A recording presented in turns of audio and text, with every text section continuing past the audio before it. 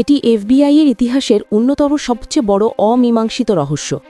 ১৯৭১ সালের ২৪ November Dan Cooper একটি বিমানের পেছনের সিটে বসেছিলেন। তিনি এক স্টুয়ার্ডেসকে ডাকেন এবং তাকে একটি ব্রিফকেস দেখান, যার ভেতরে ছিল একটি বোমা। তার দাবিগুলো ছিল খুবই সহজ। তিনি চেয়েছিলেন $2,00,000 এবং 4টি প্যারাশুট। সিয়াটেলে বিমানটি নামার পর কুপার ৩৬ জন যাত্রীকে নামিয়ে দেন এবং কর্তৃপক্ষের কাছ থেকে টাকা ও প্যারাশুট সংগ্রহ করেন। এরপর তিনি পাইলটদের রেনো, নেভাদা যাওয়ার নির্দেশ দেন। উড়ান চলাকালীন কুপার ক্রুদের ককপিটে যেতে বলেন এবং তারপর বাইরে থেকে ককপিটের দরজা লক করে দেন।